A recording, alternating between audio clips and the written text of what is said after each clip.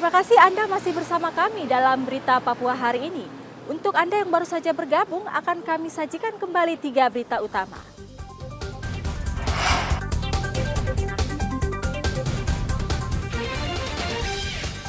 Pos Brimob di kawasan Gorong-Gorong Mimika, Papua Tengah diserang sekelompok pemuda mabuk. Warga Kota Sorong digegerkan dengan penemuan mayat wanita di bibir pantai Sauka. 15 gugatan pilkada di Mahkamah Konstitusi akan disidangkan pada pekan ini. Penjabat Gubernur Papua imbau warga terima keputusan MK.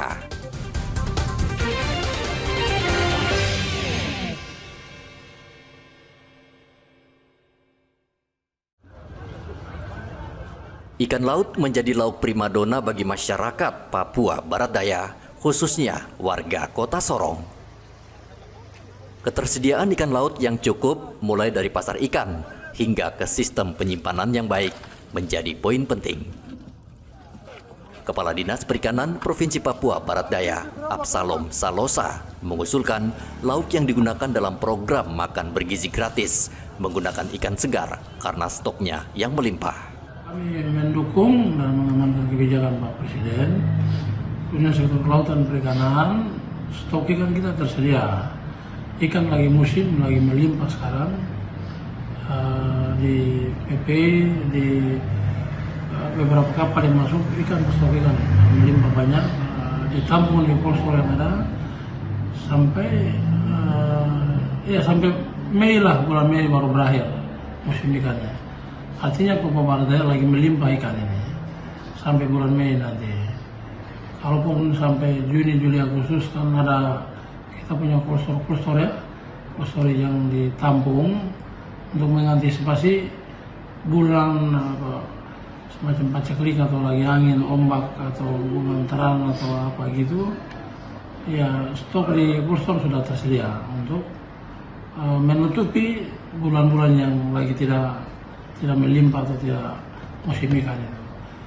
Jadi indikatornya barometernya kita lihat di pasar sekarang banyak kapal masuk ikan semua ukuran, semua jenis ada di PPI kita. Bahkan sampai ikan kita melimpah dikirim ke Sorong Selatan, dikirim ke Manokwari, ke Maibra. Ikan dari Kota Sorong yang dibawa ke sana. Karena betapa melimpahnya ikan banyak.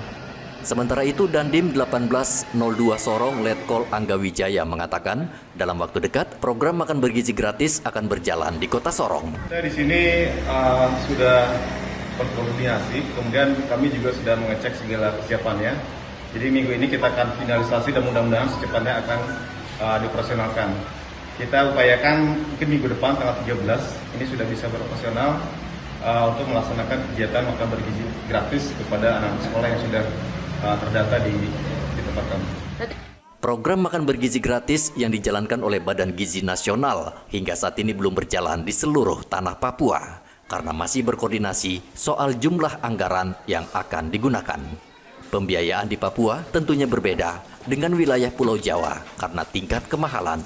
Badan Gizi Nasional menetapkan persiswa menggunakan biaya Rp10.000. Topan melaporkan dari Sorong, Papua Barat Daya.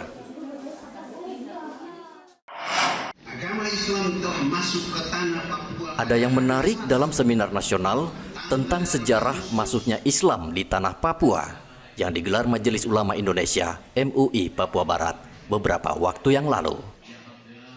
Tim perumus menetapkan tanggal 8 Agustus 1360 Masehi sebagai waktu masuknya agama Islam ke tanah Papua. Islam masuk di Papua melalui sosok mubalik Aceh bernama Abdul Ghaffar pada tahun 1360 hingga 1374 Masehi. Ia mendarat di Fatagar Lama setelah mencari rempah-rempah. Abdul Ghaffar tidak menyia-nyiakan kesempatan, ia juga menyiarkan Islam di tanah Papua, khususnya di Gar Fakfak, dan mendapat sambutan masyarakat. 30 tahun dari apa yang kita rancang, 30 tahun kemudian hari ini baru terjadi. Oleh karena itu, apa yang telah kita tetapkan bersama, ini menjadi tanggung jawab kita semua. Untuk mengabadikan sejarah Islam di tanah Papua, penjabat Gubernur Papua Barat menandatangani prasasti sebagai tanda bahwa diresmikan Islam masuk di tanah Papua. Edi melaporkan dari Fakfak, Papua Barat. Insan pers di Kota Jayapura dan Kabupaten Jayapura, Papua menggelar Natal dan Tahun Baru 2025 di salah satu kafe di Expo Waena pada hari Senin. Kegiatan Natal dan Tahun Baru dihadiri penjabat Wali Kota Jayapura, Kepala Dinas Komunikasi dan Informatika Provinsi Papua, Wakil Ketua DPR, dan ratusan wartawan. Ketua Panitia, Andi Iriani, berharap para jurnalis selalu menjalin persahabatan dan persaudaraan yang kerap terganggu karena pekerjaan dan profesi.